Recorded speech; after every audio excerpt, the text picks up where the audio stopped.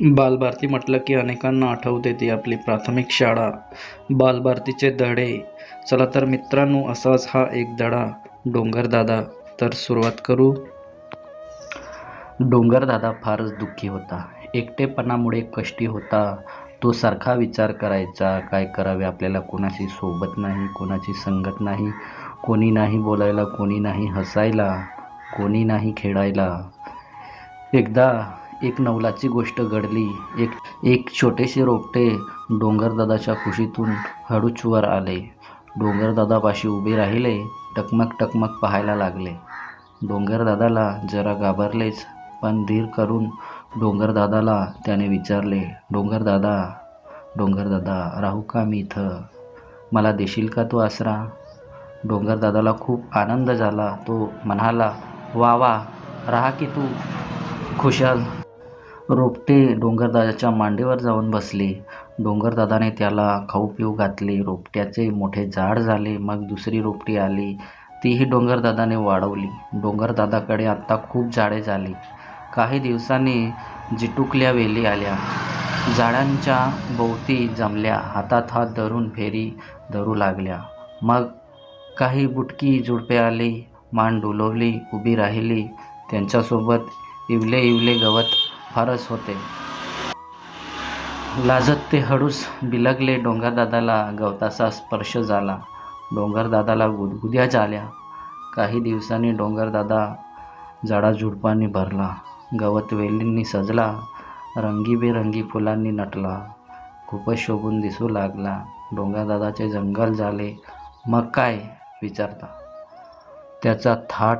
डोंगरदादाचे जंगल सिंहाच्या दृष्टीत पडले. तो डोंगरदादाकडे आला.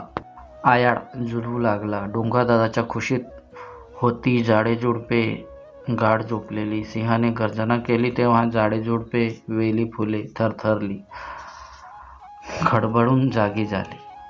डोंगरदादाने सिंहाकडे पाहिले. त्याला विचारले, काय रे, काय झालं रे बाबा? एवढा मोठ्याने कसा का ओरडतोस? सिंह म्हणाला, डोंगरदादा, क्षमा करा. पाहिलं तुमचं रान आणि हरपलं माझं भान. म्हणून केली मी गर्जना. इथं दाट झाडी आहे. हवा कशी थंड आहे. राहू का मी इथं? डोंगरदादा म्हणाला, हो हो, आनंदाने राहा. हे पहा, ऐस पैस गुहा, यात तू खुशाल राहा. सिंह खुश झाला. तो गुहेत राहायला लागला. जंगलात रुबाबात फिरायला लागला. डोंगरदादाचे जंगल पाहून अनेक पशुपक्षी यायला लागले. डुलत डुलत आली वाघोबाची स्वारी. सोंड हलवत आला हत्ती. मान वडवत जिराफ आला. शेपूट उभारत कोल्हा आला. डोळे चिमकवत अस्वल आले. पडत पडत लांडगे आले. सुंदर सुंदर हरणे आली. तुरुतुरु धावायला लागली. गोजीरवाणे ससे आले. टुनूटुनू उड्या मारायला लागले. वाकुल्या दाखवत माकडे आली. फांद्यांवर चोकी घेऊ लागली. डोंगरदादाने सगळ्यांना आसरा दिला. सगळ्याच प्राण्यांचा गलबला सुरू झाला. डोंगरदादाला आनंद झाला. डोंगरदादा सगळ्या प्राण्यांना बजावले, भांडणतंटा करू नका, दंगामस्ती करू नका. हिरव्यागार जंगलात सगळे राहा आनंदात. हळूहळू जंगलातील झाडे फळा फुलांनी बहरली. त्यांचा घमघमाट सगळीकडे पसरला. दूर पक्ष्यांपर्यंत पोहोचला. सारे पक्षी वेगाने आले. गिरट्या घालायला लागले. गारटी बांधून आनंदाने राहू लागले. पक्ष्यांची झुंबड उडाली. त्यांची किलबिल सुरू झाली.